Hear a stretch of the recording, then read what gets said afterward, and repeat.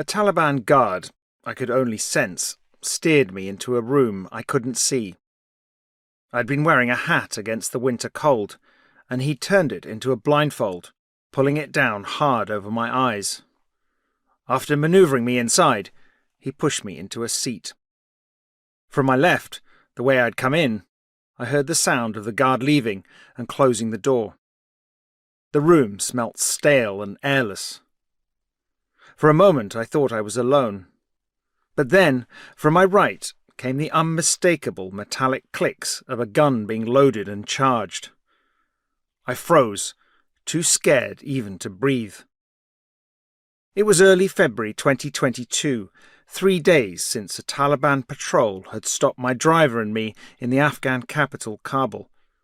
At first, we thought it was a routine security check, but it had turned into an abduction. They chained me up in their base overnight, and next day drove us blindfolded to a prison complex somewhere in Kabul, where we were locked into basement cells.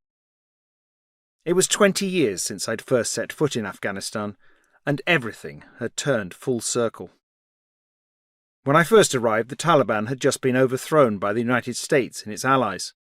I'd been sent there to report on the country's early efforts to form a new government and rebuild.